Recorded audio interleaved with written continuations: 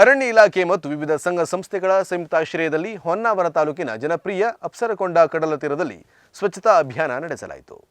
ಅಪ್ಸರಕೊಂಡ ಕಡಲ ತೀರದಲ್ಲಿ ಅರಣ್ಯ ಇಲಾಖೆ, ಯುವ ಬ್ರಿಗೇಡ್, ಎಸ್ಡಿಎಂ ಕಾಲೇಜಿನ ರಾಷ್ಟ್ರೀಯ ಸೇವಾ ಯೋಜನೆ, ಧರ್ಮಸ್ಥಳ ಯೋಜನೆಯ ವಿಪತ್ತು ನಿರ್ವಹಣಾ ತಂಡ, ರಾಮಕಲಾ ವೇದಿಕೆ Bengaluru, Chirantana charitable trust Surathkal, Honnavar foundation, ಪತ್ರಕರ್ತರ ಸಂಘ ಮತ್ತು ಸಪ್ತಕ ಬೆಂಗಳೂರು ಸಂಸ್ಥೆಯೊಂದಿಗೆ ಸ್ವಚ್ಛತಾ ಅಭಿಯಾನವನ್ನು ನಡೆಸಲಾಯಿತು.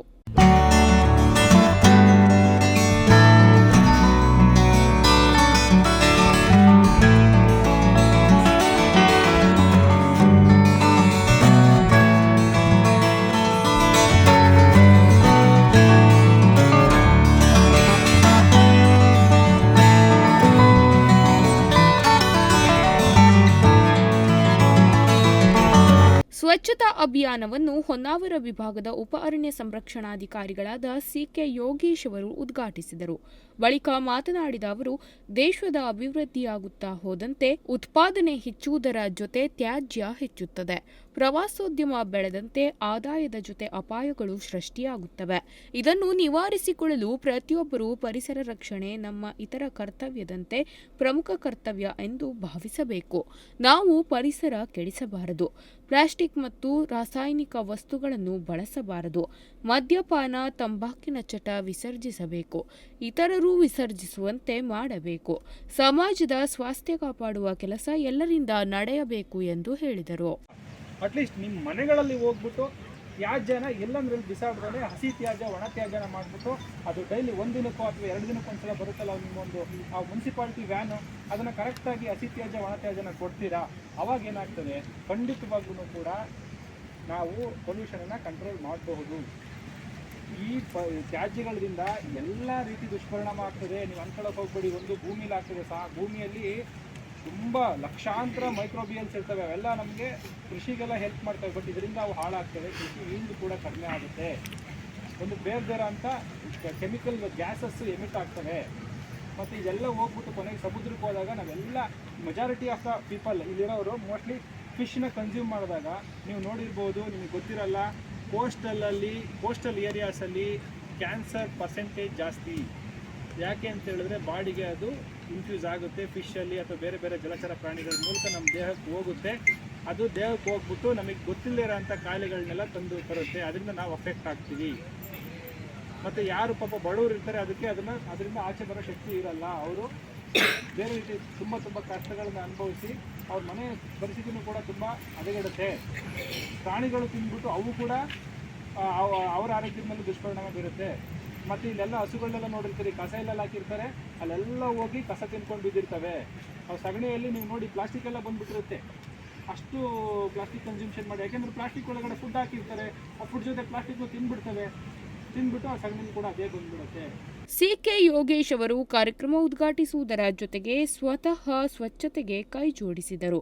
ಎಲ್ಲ ಸಂಘಟನೆಗಳ 150ಕ್ಕೂ ಹೆಚ್ಚು ಕಾರ್ಯಕರ್ತರು 3 ತಾಸುಗಳಲ್ಲಿ 3 ಕಿಲೋಮೀಟರ್ ಉದ್ದದ ಕಡಲ ತೀರದ ತ್ಯಾಜ್ಯಗಳನ್ನು 30ಕ್ಕೂ ಹೆಚ್ಚು ಚೀಲಗಳಲ್ಲಿ ತುಂಬಿಸಿದರು.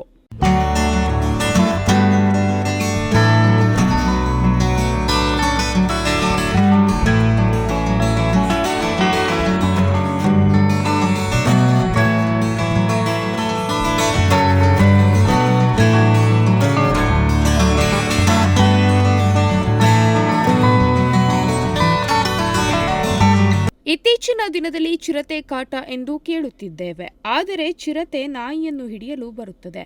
ತ್ಯಾಜ್ಯ ಹಾಗೂ ಇತರೆ ಮಾಂಸದ ಪದಾರ್ಥಗಳನ್ನು ಎಲ್ಲೆಂದರಲ್ಲಿ ಬಿಸಾಡುತ್ತೇವೆ. ಅದನ್ನು ತಿನ್ನಲು ನಾಯಿಗಳು ಬಂದು ಕಾಡಿನಿಂದ ನಾಡಿನತ್ತ ಚಿರತೆಗಳು ಆಗಮಿಸುತ್ತಿದೆ.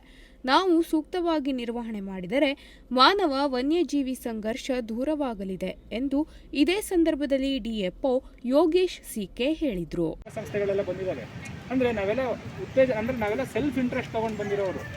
ಸೊ ನಮ್ಮ ಸಂಖ್ಯೆ ಭಾಳ ಕಡಿಮೆ ಸಮಾಜದಲ್ಲಿ. ಪೊಲ್ಯೂಷನ್ ಮಾಡೋರು ತುಂಬ ಜಾಸ್ತಿ. ಸೊ ಒಂದು ಅವರಿಗೆ ತಿಳುವಳಿಕೆ ಹೇಳ್ಕೊಡ್ಬೇಕು. ಇನ್ನೊಂದು ನಾವು ನಮ್ಮ ರೆಗ್ಯುಲರ್ ನಮ್ಮ ಕರ್ತವ್ಯಗಳನ್ನ ಯಾಕೆಂದರೆ ನಮ್ಗೆ ಆಸಕ್ತಿ ಕೊಡೋ ಅಂಥವು. ಈಗ ನಾವು ಭೂಮಿ ಮೇಲೆ ನಾವು ಜನಿಸಿರೋದಕ್ಕೆ ಭೂಮಿನ ನಾವು ಯಾಕೆಂತ ಹೇಳಿದ್ರೆ ಭೂಮಿ ಎಲ್ಲನೂ ಪಡ್ಕೊಳ್ಳೋದು ಭೂಮಿಯಿಂದನೇ. ಬಟ್ ನಾವು ಮಾಡೋದೆಲ್ಲ ಭೂಮಿ ಕೆಟ್ಟದ್ದು. ಸೊ ಹಾಗಾಗಿ ಇಂಥ ಒಂದು ಭೂಮಿಗೆ ಹಾನಿಕಾರಕ ಚಟುವಟಿಕೆಗಳೆಲ್ಲ ಏನಿದ್ದಾವೆ ಅದನ್ನೆಲ್ಲ ನಾವು ಕಡಿಮೆ ಮಾಡಿ ಎಲ್ಲೆಲ್ಲಿ ನಮಗೆ ಅದನ್ನು ಬಳಸೋದಕ್ಕೆ ಅದಕ್ಕೆ ಪರ್ಯಾಯವಾಗಿ ಏನು ಇಲ್ಲವೇ ಇಲ್ಲ ಅಂದಾಗ ಅದನ್ನು ನಾವು ಬಳಸಿದ ಮೇಲೆ ಒಂದು ವೈಜ್ಞಾನಿಕ ರೀತಿಯಲ್ಲಿ ಅದನ್ನ ವಿಲೇವಾರಿ ಮಾಡಿ ಮತ್ತೆ ಮರುಬಳಕೆಗೆ ಸರ್ಕಾರಿಯಾದ ಥರ. ಅಭಿಯಾನದಲ್ಲಿ ಆತಿಥ್ಯ ನೀಡಿದ ಸಪ್ತಕದ ಸಂಚಾಲಕ ಜಿಎಸ್ ಹೆಗಡೆ ಮಾತನಾಡಿ, ಸಂಗೀತ ಸಂಘಟನೆಯಲ್ಲಿ ರಾಜ್ಯ ಮಟ್ಟದಲ್ಲಿ ಕಾರ್ಯನಿರ್ವಹಿಸಿದ ಸಪ್ತಕ ಈಗ ಸ್ವಚ್ಛತಾ ಅಭಿಯಾನದಲ್ಲಿ ಪಾಲ್ಗೊಳ್ಳುತ್ತಿದೆ. ಇನ್ನು ಮುಂದೆ ಇಂತಹ ಕಾರ್ಯಗಳಲ್ಲಿ ಸಕಲ ನೆರವು ನೀಡಲಿದೆ ಎಂದು ಹೇಳಿದರು. ಕಾರ್ಯಕ್ರಮದ ಸಂಯೋಜಕ ಪತ್ರಕರ್ತ ಜಿಯು ಭಟ್ ಎಲ್ಲರನ್ನೂ ಸ್ವಾಗತಿಸಿ ವಂದಿಸಿದರು. ಏನೂ ಅಲ್ಲ, ಆದರೆ ಇದನ್ನು ಮುಂದುವರಿಸ್ತೀನಿ ಹೇಳುವಂಥ ಬರುತ್ತೆ ಕೊಡ್ತೀನಿ. ನೀವು ಯಾವಾಗೇ ಮಾಡಿದ್ರು ನಾನು ನನ್ನ ಇದು ಸಂಸ್ಥೆಗಳ ಸೇರಿ ನಿಮಗೆ ಬೇಕಾದಂಥ ಉಳಿದೊಂದು ಆರ್ಥಿಕವಾದಂಥ ಅಲ್ಲಿ ಬರುವಂಥ ಖರ್ಚುಗಳು ಅದು ಬರುತ್ತೆ, ಮಾಡಬೇಕಾಗ್ತದೆ ಅಂದರೆ ಚೆಕಪ್ ಏನೂ ಇಲ್ಲ, ಅದನ್ನು ನಾನು ಮಾಡ್ತೀನಿ. ನಮ್ಮ ಈ ಇದನ್ನು ಮಾಡಿ ಒಂದೇ ಅಂದರೆ ನಾನು ಯಾಕೆ ಹಳೆ ಕಥೆಗಳಂದರೆ ಕಾಲಚಕ್ರ ತಿರುಗ್ತಾ ಇದೆ, ಅದಕ್ಕೆ ಕಾರಣ ನಾವೇ. ಹೇಳ್ದಂಗೆ ಎಲ್ಲರಿಗೂ ಬದುಕು ಹಕ್ಕಿದೆ, ಮೂಕ ಪ್ರಾಣಿಗಳಿಗಿಲ್ಲ, ಅವರು ಬದುಕಬೇಕು, ಹುಲಿನೂ ಬದುಕಬೇಕು. ಆದಷ್ಟು ಬದುಕು ಬಿಡಬೇಕು, ನಾವು ಅದಕ್ಕೆ ಬದುಕಕ್ಕೆ ನಾವು ಬಿಡಬೇಕು. ಆ ಬಿಡುವಾಗ ನಮ್ಮ ಪ್ರಜ್ಞೆ ಬೇಕು, ನಾವೆಲ್ಲ ಪ್ರಜ್ಞಾವಂತರಾಗಿದ್ದೇವೆ. ನಮ್ಮ ಹಳೆ ಕಾಲದಲ್ಲೆಲ್ಲ ಹೇಳಿತ್ತು, ಆ ಹುಲಿ ಬಂತು, ಅವರು ಆ ಹುಲಿ ಆಚೆ ಕಡೆ ಹೋದ್ರೆ ಈಚೆ ಕಡೆ ಹೋಗ್ಬಿಡ್ತಿದ್ರು, ಅಷ್ಟು ಧೈರ್ಯ ಇತ್ತು ಅಂತ. ಈಗ ಹಂಗಾಗಲ್ಲ. ಆರ್ಎಫ್ಒ ಸವಿತಾ ದೇವಾಡಿಗ, ಧರ್ಮಸ್ಥಳ ಗ್ರಾಮಾಭಿವೃದ್ಧಿ ಯೋಜನೆಯ ಯೋಜನಾಧಿಕಾರಿ Vasanthi Amin, doctor GP Patankar, SDM ಕಾಲೇಜಿನ ಉಪನ್ಯಾಸಕರಾದ ನಾಗರಾಜ್ ಹೆಗಡೆ ಅಪ್ಗಾಲ್, ಪ್ರಶಾಂತ್ ಮೂಡಲಮನೆ, ವಿದ್ಯಾಧರ್ ಕಡ್ತೋಕ, ಹೊನ್ನಾವರ ಫೌಂಡೇಶನ್ನ ಗುರುಪ್ರಸಾದ್ ಹೆಗಡೆ, ಪತ್ರಕರ್ತರ ಸಂಘದ ವಿಶ್ವನಾಥ್ ಶೆಟ್ಟಿ ಮತ್ತು ವಿವಿಧ ಸಂಘಟನೆಯ ಪ್ರಮುಖರು ಉಪಸ್ಥಿತರಿದ್ದರು. Nudisiri news desk, Honnavar.